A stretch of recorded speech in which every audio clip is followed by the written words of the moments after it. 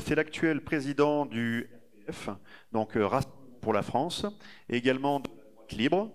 Il a été député donc, de la République, et actuellement député honoraire du Nord, si... Voilà. Député honoraire. Député du Nord, qui a donc rédigé ces deux ouvrages que nous vous invitons à lire, qui sont Pour une France libérée et également L'identité ou la mort.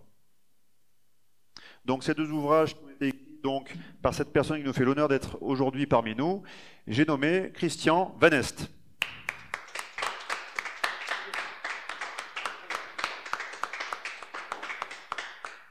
Écoutez, je voudrais remercier Alexandre pour son accueil. Alors je dis Alexandre parce que j'ai peur de prononcer son nom, dans la mesure où je me demande si on doit dire Juvin ou Juving. Moi j'ai un lecteur d'allemand à qui j'ai dû apprendre un jour qu'on ne devait pas dire le champagne Teitinger, mais le champagne Tétinger. Donc c'est un... Je ne sais pas s'il faut dire Juvin ou Juving. Voilà, Juvin. Très bien. Ben, écoutez, mesdames, messieurs, je suis très heureux de me retrouver parmi vous. Grâce à lui, je suis enfin sorti de ma tanière dans laquelle le confinement m'avait réduit pendant plusieurs mois. Alors, nous allons parler donc aujourd'hui, en ce qui me concerne essentiellement, du référendum d'initiative, alors populaire ou citoyenne. Il y a un doute. Moi, lorsque j'ai déposé une proposition de loi sur le sujet, c'était RIP, c'est-à-dire référendum d'initiative populaire. Bon, il se trouve que malheureusement, en 2008, on a voté un texte. J'y étais aussi pour quelque chose, parce que j'avais déposé l'un des amendements qui ont été repris pour faire cet article de loi constitutionnel. On a donc proposé le RIP, référendum d'initiative partagée. Hein. Donc, vous voyez le doute sur RIP. Donc, peut-être maintenant faudrait-il effectivement s'habituer à dire RIC et non pas RIP, parce qu'il y a confusion. Le RIP, référendum d'initiative partagée, je vais vous en parler dans un instant, c'est celui qu'on aurait pu utiliser d'ailleurs à propos de la privatisation d'ADP. Mais comme vous avez pu le remarquer, c'est tombé complètement à l'eau. C'était d'ailleurs fait pour ça. Hein. Il n'y a aucune erreur sur le sujet. Alors je suis très heureux de pouvoir vous parler aujourd'hui de ce RIC dans le cadre de la démocratie, en fait. Hein, parce que les trois termes, les trois mots, les trois concepts qui sont dans la devise républicaine, hein, égalité, liberté et fraternité, sont bien sûr les piliers de cette démocratie. Il faut peut-être les rappeler avant de parler du référendum. Il faut toujours se souvenir notamment que les deux premières notions, l'égalité et la liberté, ce sont deux notions relatives. Ce ne sont pas deux notions absolues. Quand j'étais prof de philo, je devais rappeler ça à mes élèves, que la liberté, ce n'était pas faire ce qu'on veut, quand on veut et où on veut. Hein. Que la liberté, au contraire, c'est pour un citoyen. C'est pour un citoyen, ça c'est du Rousseau, c'est tout simplement le fait d'obéir à la loi. Mais à une loi que l'on a décidée soi-même en tant que citoyen, précisément. Je suis citoyen, je vote une loi, soit directement, c'est le référendum, soit indirectement par mes représentants, et par là même, une fois qu'elle est votée, c'est ma loi. Et il est quand même un peu fort de café que je ne m'y soumette pas. Manifestement, je suis libre si j'obéis à la loi. Il faut bien rappeler ça aux gens. Puis il y a une deuxième définition qui, cette fois-ci, est du Montesquieu et qui rejoint ce qui a été dit sur l'ordre, les forces de l'ordre, et le respect qu'on leur doit. C'est qu'est-ce que c'est que la liberté chez un citoyen, disait Montesquieu? Eh bien, c'est le sentiment qu'il a de sa sûreté.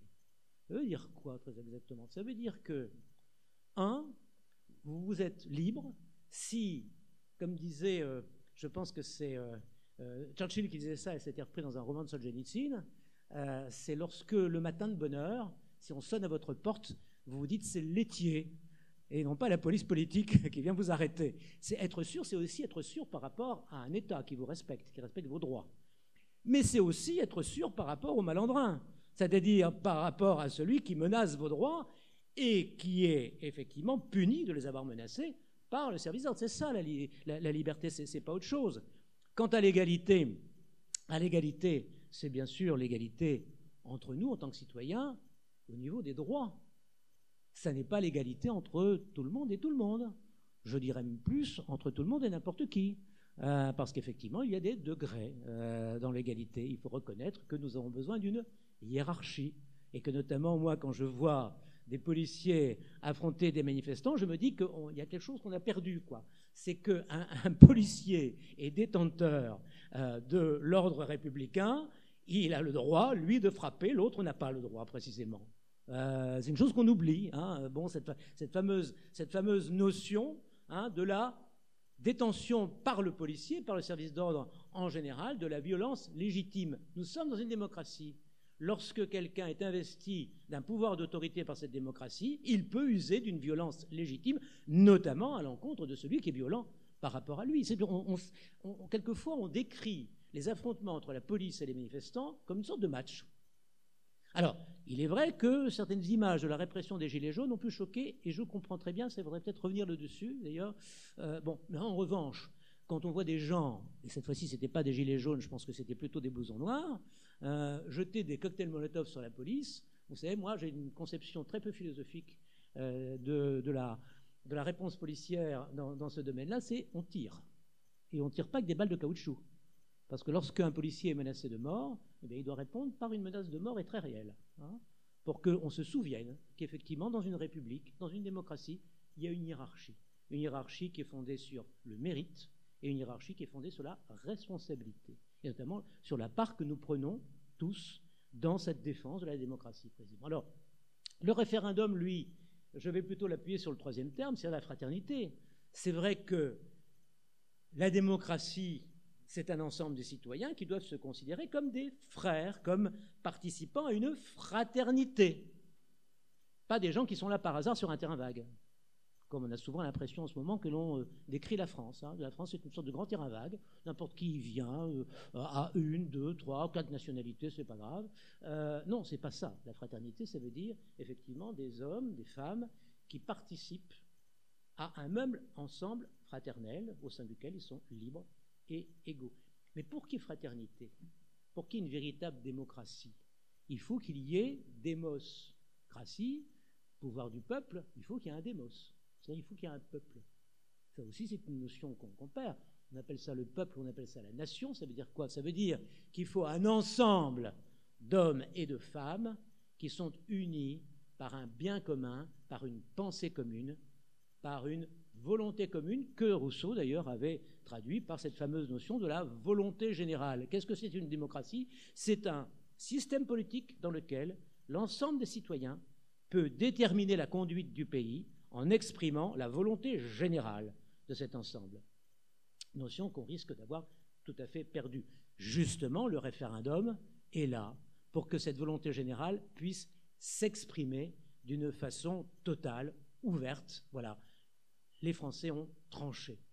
Ils ont choisi leur avenir parce qu'on leur a posé une question à tous et ils ont répondu oui ou non à cette question. C'est le meilleur moment où effectivement on atteint cette notion de fraternité que le référendum, à condition qu'il y ait encore un démos, c'est-à-dire à condition que le peuple ait une identité. Ça, vous savez, moi j'ai participé à ce débat il y a maintenant bien longtemps, hein, c'était... je pense en 2006-2007, quelque chose comme ça, peut-être, oui, 2017, je ne sais plus si c'était avant ou après l'élection de Sarkozy, je ne me souviens plus. Enfin bref, j'ai participé au débat qui était initié par Sarkozy sur, vous savez, l'identité nationale. Pratiquement, nous nous sommes fait critiquer d'avoir osé ressortir une notion pratiquement vichiste, pétainiste, etc. Non. L'identité nationale est la moindre des choses en démocratie. C'est tout simplement le fait qu'il y a un peuple et que ce peuple se reconnaisse comme ayant quelque chose en commun. Si vous supprimez cette identité commune, mais vous n'avez plus de peuple. Vous avez une collection de communautés, une collection de groupes, une collection de lieux peut-être, où les volontés générales ne pourront plus s'exprimer, tout simplement parce que vous aurez des volontés particulières. C'est ça la situation que malheureusement nous risquons de rencontrer. Donc, volonté générale, démocratie, peuple, identité du peuple, tout ça va ensemble, on ne peut pas en sortir. Malheureusement, il faut bien le constater, nous ne connaissons plus cette situation idéale qui fonde le contrat social.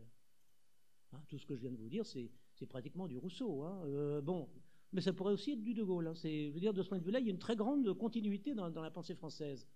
Mais c'est fini ça. Pour deux raisons. Vous avez deux obstacles, qui sont d'ailleurs deux obstacles qui se dressent devant l'idée même du référendum, c'est-à-dire d'un appel direct à l'expression de la volonté générale. Ces deux obstacles sont d'abord, le premier obstacle, l'oligarchie. Rousseau appelait ça l'aristocratie élective. Considérez que le système, si Rousseau vivait encore, il dirait, attendez, vous n'êtes pas dans une démocratie, vous rigolez, vous êtes dans une aristocratie.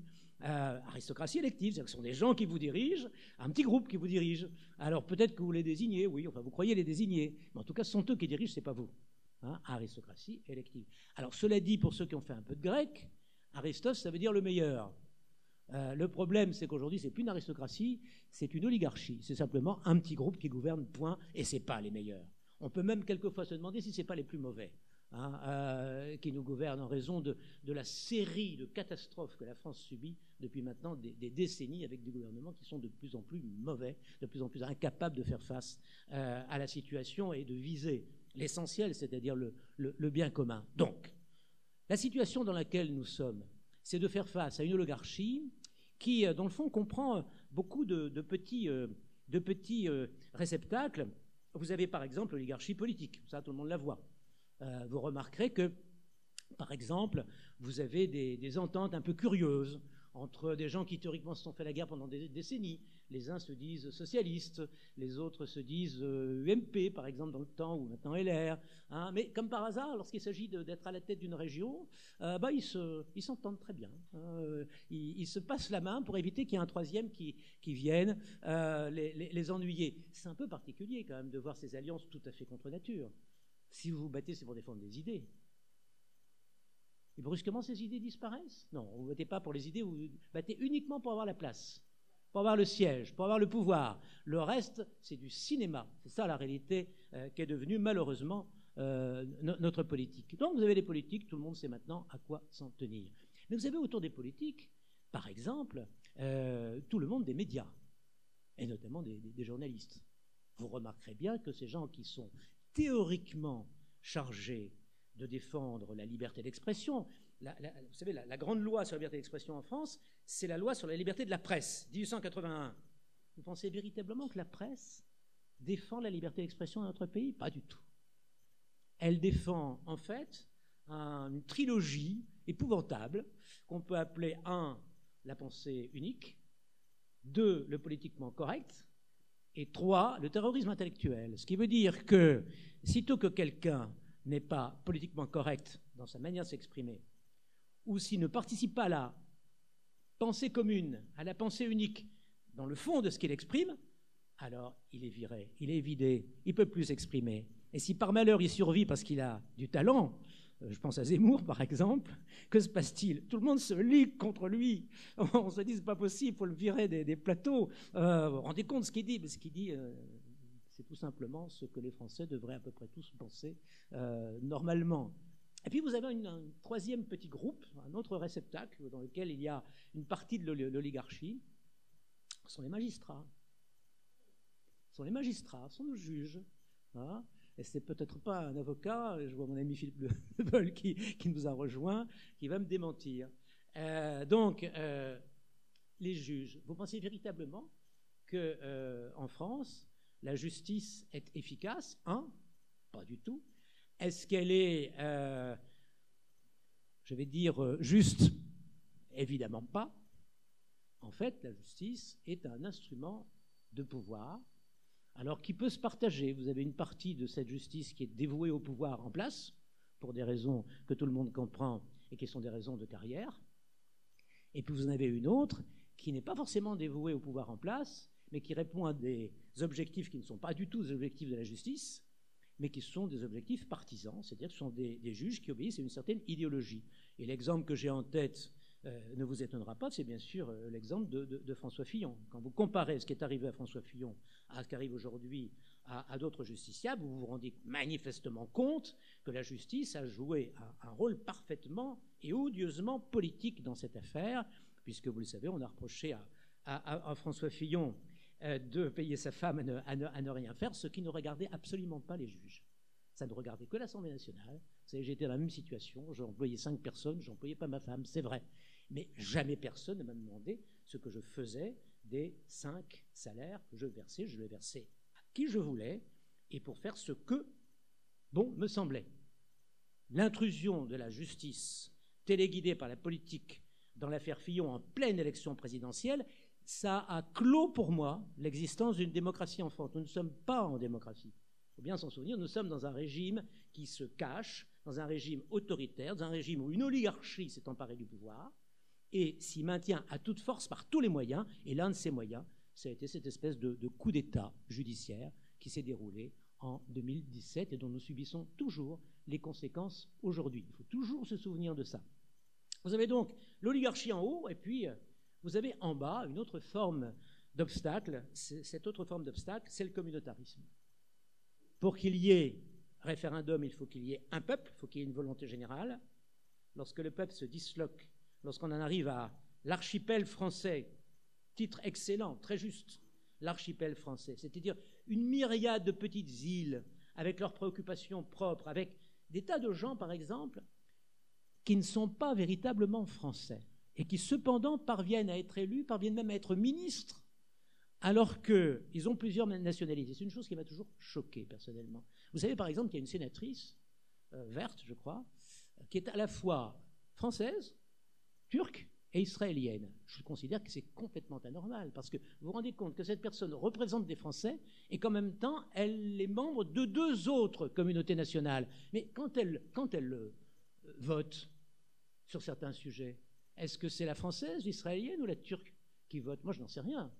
Et je peux même vous dire qu'un jour, j'ai eu un affrontement assez sévère avec une amie de Sarkozy, qui était Madame Ramayad, laquelle était, comme Madame Diaye d'ailleurs, franco-sénégalaise, et qui avait dit dans une de ses déclarations, « Ah oui, mais s'il y avait une guerre entre le Sénégal et la France, je choisirais le Sénégal. » Attendez. Et elle était ministre, et on avait accepté qu'une dame, se sentant plus sénégalaise que française, soit ministre pour représenter des Français et pour définir le bien commun des Français. Mais c'est absurde. La représentation sous cette forme-là est véritablement une supercherie, une tromperie collective. On ne devrait pas l'accepter. On devrait se révolter devant ça. Ce qui veut dire, bien évidemment, que le communautarisme a répandu en France toute une myriade de groupes défendant des intérêts, les intérêts sexuels, d'orientation sexuelle, religieux, etc., qui n'ont strictement rien à voir avec l'avenir de la France ni avec le bien commun des Français. Et c'est donc la raison pour laquelle il faut trouver un moyen par lequel la démocratie puisse s'exprimer à la fois en dehors de l'oligarchie et en dehors du communautarisme. J'ai l'impression que je suis un peu long, mais je vais quand même continuer parce que je n'ai pas encore parlé de l'essentiel. Bon, ça va. Parce qu'on me montre une... Bon, moi, je veux bien qu'on me montre l'heure comme ça, mais ça me stresse. Alors, donc, si vous voulez... Alors, maintenant, j'en arrive donc au référendum. Le référendum, c'est le moyen de transcender ça. De transcender à la fois l'oligarchie et de transcender également le communautarisme. Alors, il ne faut pas se tromper sur le référendum. Le référendum dont je vais vous parler, c'est le référendum d'initiative populaire ou citoyenne. C'est-à-dire le référendum qui vient du bas vers le haut, pas du référendum qui va du haut vers le bas, parce qu'il y a un risque de confusion. Sur ce plan, d'ailleurs, le général de Gaulle, qui avait bien fait de restaurer le référendum, a plutôt insisté sur le référendum qu'on pouvait penser être un plébiscite plus qu'un référendum d'initiative populaire. Bon, cela dit, c'était un plébiscite, je veux dire, en plus ou en moins. Il est parti à cause de ça. Lorsque les Français n'ont pas voté pour le oui en 69, il est parti, ce qui d'une façon était très démocratique, hein, soyons honnêtes. Mais allons plus loin. Il ne faut pas que dans un référendum, on vote pour l'homme. Il ne faut pas, ou la femme d'ailleurs, il ne faut pas que dans un référendum, on vote simplement pour dire nous gardons le gouvernement ou nous ne le gardons pas. Ce n'est pas du tout ça. Le référendum d'initiative populaire est un référendum qui doit simplement répondre à une question. Et le gouvernement, sans mettre en cause son existence, sa prolongation, doit simplement dire moi, les Français ont tranché, ils ont voulu ça, eh bien j'applique simplement ce que les Français ont fait. Et j'en arrive bien sûr à mon modèle, ça ne vous surprendra pas, je pense qu'il y a des gens qui ont connu ce pays de très près et qui en sont heureux, c'est bien sûr le modèle suisse. Le pays qui a mis en œuvre le référendum d'initiative populaire, c'est la Suisse, alors à tous les niveaux, hein, depuis la commune jusqu'à l'État fédéral, en passant par les cantons. À tous les niveaux, en Suisse, on fait des votations. On n'appelle pas ça un référendum, on appelle ça des votations en Suisse. Bon. C'est un système remarquable. Qu'est-ce qu'il faut? Il faut simplement qu'un certain nombre de personnes signent une pétition, et cette pétition eh bien, donne lieu, à partir d'un certain seuil de signatures, forcément à une élection, forcément à un vote extraordinaire, parce que jamais ça ne remet en cause les pouvoirs locaux ou les pouvoirs nationaux des Suisses. Simplement, ils appliquent ce que le peuple suisse veut. La Suisse est une véritable démocratie, c'est un modèle que nous devrions évidemment suivre. Et c'est la raison pour laquelle, en ce qui me concerne, j'ai fait une proposition de loi qui pratiquement reprend le schéma suisse. J'ai déposé ça en 2011, mais j'avais déjà mis la main à la pâte en 2008 au moment de la réforme constitutionnelle. Alors, je vous dis un mot là-dessus parce que c'est important de comprendre la différence entre les deux. J'avais proposé déjà dans un amendement un référendum d'initiative populaire. Évidemment, ils ne l'ont pas pris. Donc, ils l'ont un peu tripatouillé, si j'ose dire. Et puis, ils en ont fait le fameux référendum d'initiative partagée. Alors, qu'est-ce que c'est que le référendum d'initiative partagée? C'est partagé. C'est-à-dire que ça ne vient pas uniquement du bas, ça ne vient pas uniquement du peuple et d'un certain nombre de signatures de citoyens lambda. Non. Il faut qu'il y ait d'une part des citoyens et qu'il y ait d'autre part des parlementaires. Et même, il faut qu'il y en ait beaucoup. Au point de départ, c'était, tenez-vous bien, il fallait 1/5 des parlementaires. Ça fait beaucoup. On doit faire près de 200, choses comme ça. Bon. Il faut qu'il y ait 200 parlementaires, d'accord, pour signer une proposition de loi qui sera proposée ensuite aux électeurs. Et il faut, tenez-vous bien, mais il faut aussi, pas ou, c'est et, il faut aussi qu'il y ait 10% des électeurs. Ça obligeait à réunir quelque chose comme 4 millions de signatures, quoi.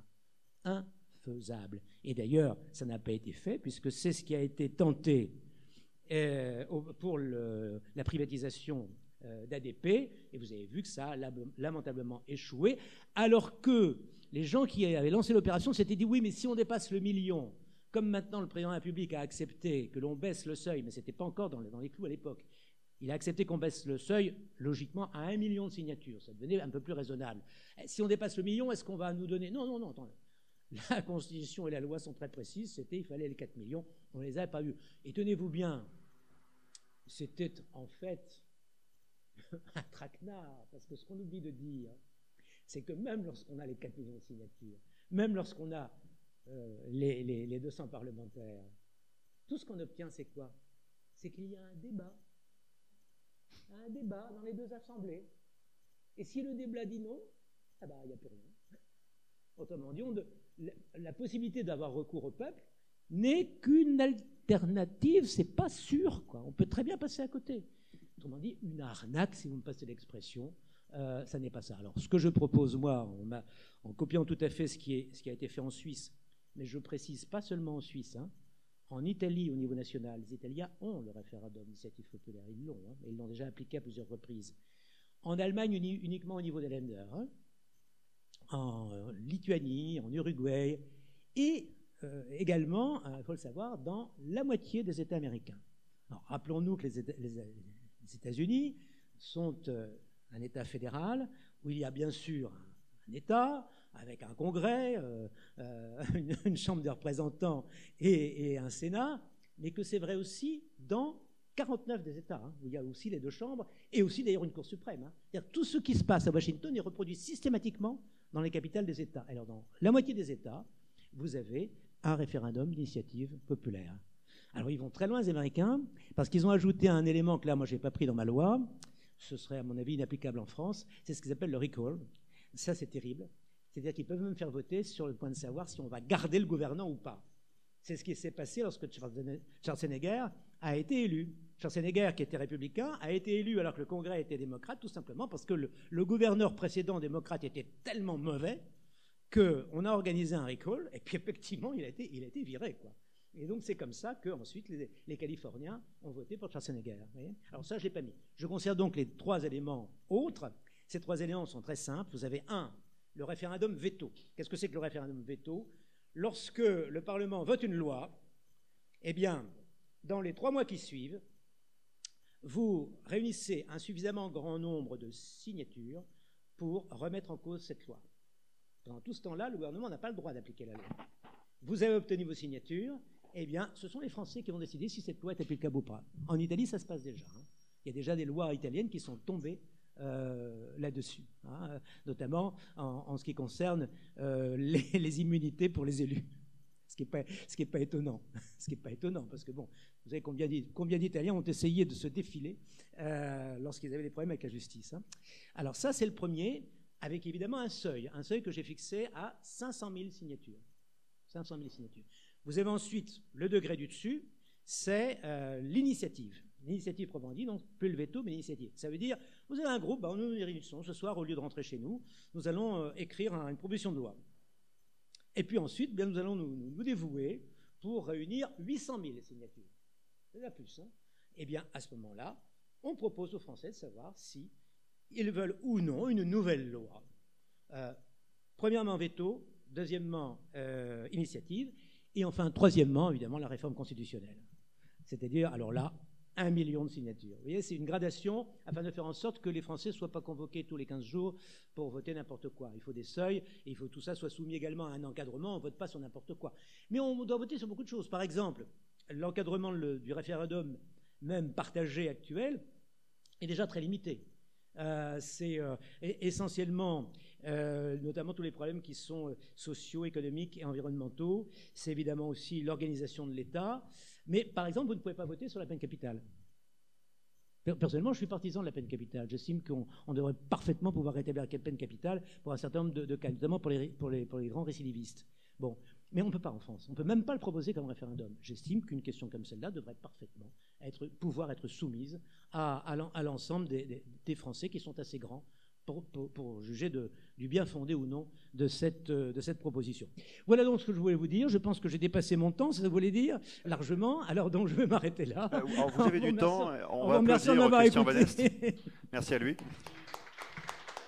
Alors, on a aussi des questions qui vont vous être adressées, parce qu'on va profiter justement de que vous soyez ici pour faire de la démocratie directe et vous demander, alors vous êtes l'initiateur donc, de ces 3 types de référendum, le référendum veto, le référendum initiative et constitutionnel. Donc c'est très intéressant. Donc on a une personne qui pourra, je pense, toujours être au service des Français, car on se rappelle que les Gilets jaunes, c'est une thématique très importante pour eux aussi. Absolument. Et donc les Gilets jaunes ont besoin aussi de personnalités qui ont réfléchi en profondeur sur ces thématiques. Vous en faites partie. Et nous sommes très heureux de vous avoir parmi vous. Est-ce que quelqu'un a une question pour Christian Van Est? Je les ai tous assoupis. Subjugué. Ils vont me dire que c'est la digestion, mais ce n'est pas la digestion. Assoupi ou subjugué? C'est mon discours indigeste. C'est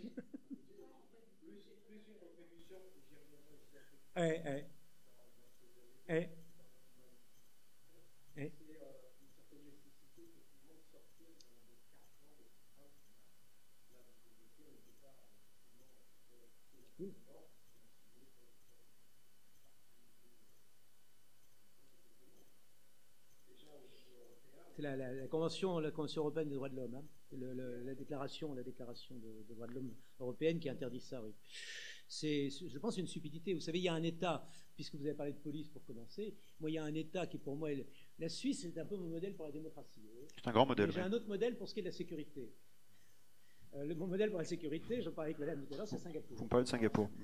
À Singapour, vous savez qu'il y a une police d'une rare efficacité. J'ai eu l'occasion d'aller là-bas pour enquêter sur le sujet. Bon, d'abord, vous savez qu'il y a des caméras. Ça aussi, c'est un sujet, vous savez, je me battais avec madame Meyer dans les années 90 pour faire entendre aux socialistes que les caméras dans la rue, ce n'était pas une atteinte à la liberté, parce que quelqu'un de normal, il fait dans la rue des choses qui ne sont pas répréhensibles, donc il n'a pas à avoir peur des caméras. Seul le malandrin doit avoir peur des caméras. Bon, donc, Singapour, vous ne voyez pas de policiers, vous ne les voyez pas. Vous voyez que des caméras, enfin, vous ne les voyez même pas non plus. Vous voyez des caméras. Seulement, si vous faites un truc pas bien, les policiers sont là très vite, avec une rapidité que vous n'imaginez pas. Et vous allez dans un commissariat de Singapour, effectivement, c'est des murs d'écran, où pratiquement tous les coins du quartier sont vus et permettent une action extrêmement efficace. En ce qui concerne les peines, alors d'une part, très important, les policiers, les pompiers et les gardiens de prison, policiers, pompiers, gardiens de prison, reçoivent un même tronc commun de formation pendant 1 an. et je peux vous assurer, j'y suis allé, là où ils sont formés, avec un esprit civique, patriotique, je veux dire, même très fort, hein, et avec une conscience de la dignité de leur métier sans faille. Alors que chez nous, malheureusement, bon, les pompiers étaient respectés dans le temps, mais c'est déjà beaucoup moins vrai maintenant. Les policiers, dire qu'ils sont respectés aujourd'hui, ce serait mentir. Quant aux gardiens de prison, on les considère comme des malheureux, quoi. Oui, tout à fait. Faut voir comment ils sont traités. Moi, j'ai visité des prisons, je peux vous dire, c'est honteux. Hein, ce sont les larbins des prisonniers, quoi. Non, c'est scandaleux. Bon, eux, c'est pas du tout le cas. Hein. Ils participent au même corps qui est celui de la sécurité de l'État de Singapour. J'avais une question à vous poser. Je termine très rapidement là-dessus. Et c'est les peines. Les peines capitales, évidemment, peine capitale pour les trafiquants de drogue, et ensuite des peines qui sont quelquefois des peines physiques. Il y a des bastonnades. Ah oui, mais il n'y a pas de problème. Mais au Japon aussi, vous savez, il n'y a qu'en Europe, sous prétexte que Hitler a fait des bêtises, il faut que nous subissions les conséquences de ce fou. Absolument. Pour revenir au référendum, oui. Est-ce que votre proposition demande une réforme constitutionnelle? Ah oui. Et donc, question, serait possible ou non dans le concert européen actuel? Qu'est-ce que nous pourrions faire? En fait, les coulisses parlementaires. Il n'y a aucun problème. Il n'y a aucun problème. Là. La disposition que je viens de proposer, d'ailleurs, elle a été acceptée, ma proposition de loi. Elle n'a pas été votée, mais je veux dire, elle n'a pas posé de problème juridique.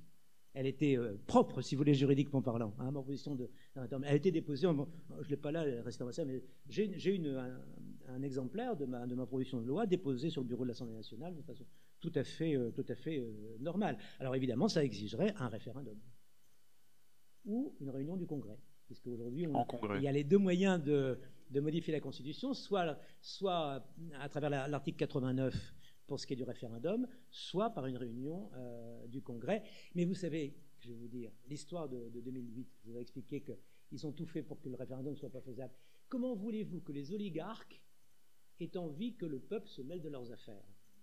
Ils sont contre. Et je ne vous parle pas de ceux qui appartiennent, disons, à certaines... c'est curieux, ils appellent ça aussi des fraternités, d'ailleurs.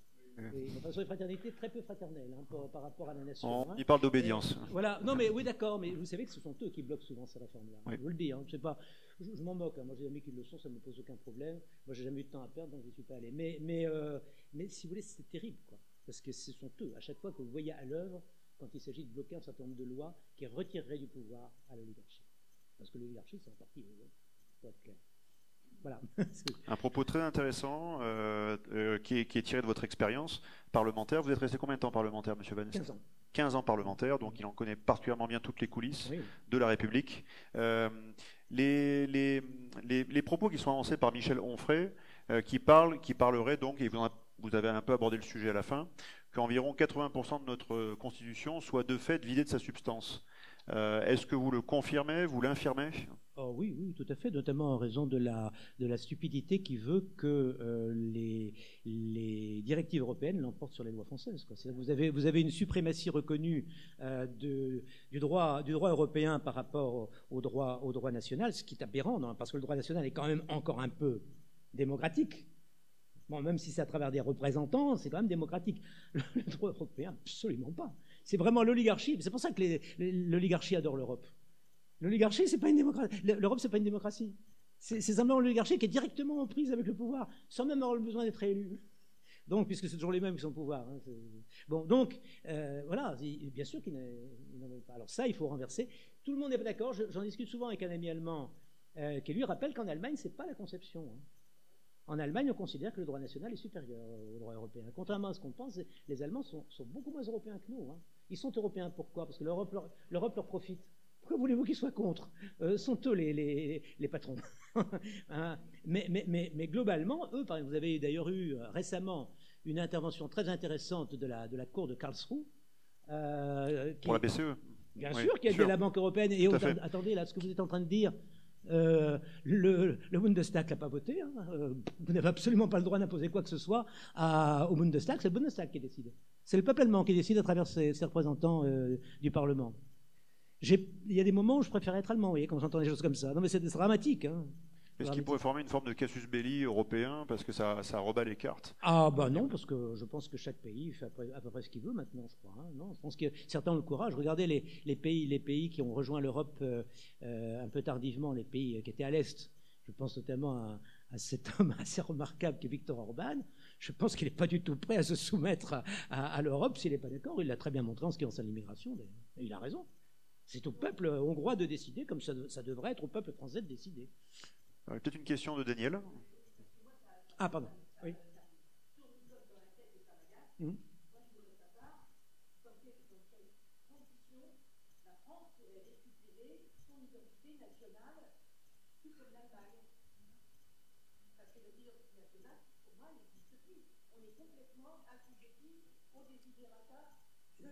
Oui, c'est pire que c'est.